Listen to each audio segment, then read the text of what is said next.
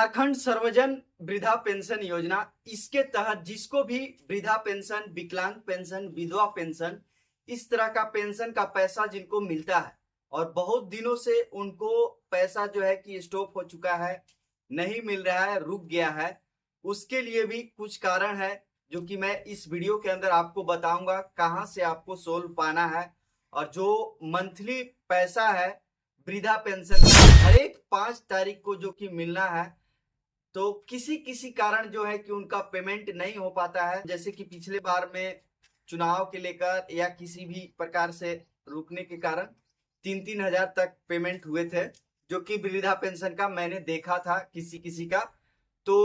चलिए मैं आज उसके बारे में बताऊंगा कि क्यों आपका रुका है और जो रुका है उसको आप कहां जाकर आपको सोल्व कराएंगे और कैसे सोल्व कराएंगे। आपको सबसे पहले आपको बता दूं, वृद्धा पेंशन का जो पैसा होता है डीबीटी के माध्यम आपका पैसा पेमेंट किया जाता है। अगर आपके बैंक खाते में अगर डीबीटी एक्टिवेट नहीं है, एनपीसीआई एक्टिवेट नहीं है, तो भी हो सकता है कि आपका पेमेंट होल्ड हो जाए, रुक सकता है। जैसे कि बहुत सारे लोग हैं कि बहुत दिनों तक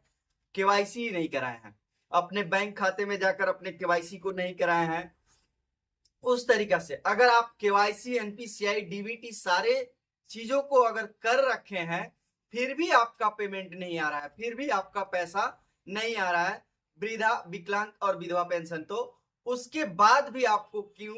कैसे करना है सही, तो इस वीडियो को अंत तक देखिए और समझिए। और मेरे चैनल पर अगर आप नए होंगे तो इस तरह का अपडेट पाने के लिए मेरे चैनल को जरूर सब्सक्राइब कर लीजिएगा, क्योंकि मैं इस तरह का अपडेट स्क्रीन पे भी आप देख रहे होंगे। मुख्यमंत्री राज्य वृद्धा पेंशन योजना, जो कि न्यूनतम वर्ष सीमा 60 वर्ष से घटकर 50 वर्ष इस तरह से अपडेट है। शिकायत और सुझाव की बात की है, जैसे कि पेंशन संबंधित शिकायत या सुझाव है, जैसे कि आपका बहुत दिनों से आपका पेमेंट होल्ड है,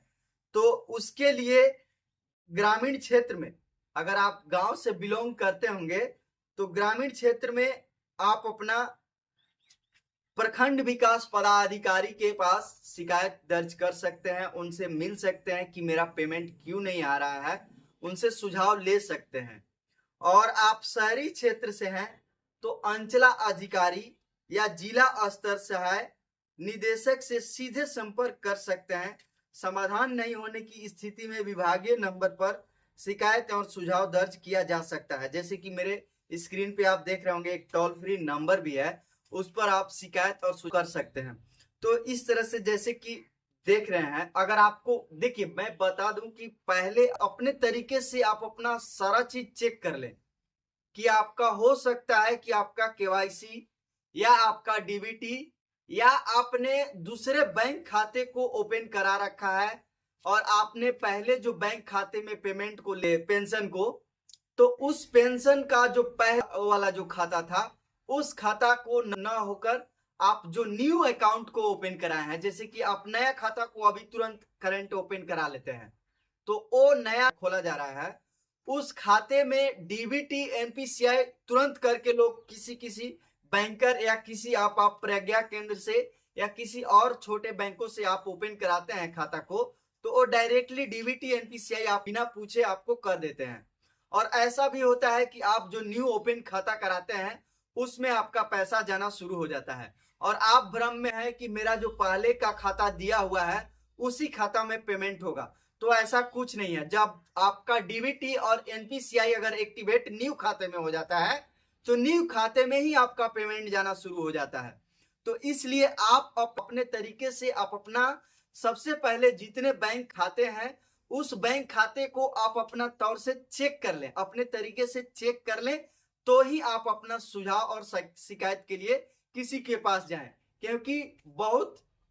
रियर केस में ऐसा होता है कि आपका जो है कि पेमेंट होल्ड होता है, चाहे किसी प्रकार से दिक्कत हो जाता है या किसी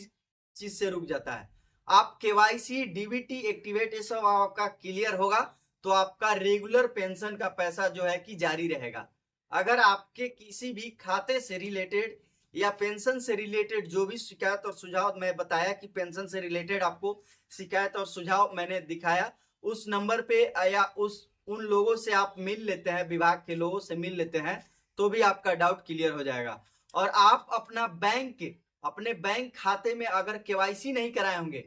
तो अपने नजदीकी बैंक में जाकर अपना केवाईसी करा लेंगे, तो आपका पेमेंट जो है कि रेगुलर तरह जारी हो जाएगा, रेगुलर से आपको जारी हो जाएगा, आपको किसी प्रकार का दिक्कत का सामना नहीं करना पड़ेगा। इस तरह से जो है कि वृद्धा पेंशन, विकलांग पेंशन के लोगों को बहुत झेलना पड़ता है मुश्किलें, क्योंकि एक वृद्ध भी होते हैं और वृद्ध के साथ साथ उनको पैसा भी लेने के लिए भी सोचते हैं और बहुत सारा उनका परेशानी भी होता है। तो परेशानी से आपको थोड़ा तो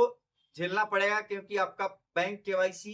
डीबीटी एक्टिवेट होगा तो ही आपको पेमेंट एकदम क्लियरली आपके पेमेंट खाते में होंगे। इस तरह से अपडेट है जो कि आपको ये सब जरूर करा लेना होगा। बहुत दिनों से अगर आपका पेमेंट होल्ड होगा तो इन विभाग के लोगों से आप मिलकर अपना जल्द से जल्द अपना क्लियर करा लें। तो मिलते हैं अगले वीडियो में। अगर इस तरह का अपडेट आपको पाना है तो मेरे इस चैनल को ज्यादा से ज्यादा शेयर और सब्सक्राइब कीजिए। मिलते हैं अगले वीडियो में, आज के लिए बस इतना ही।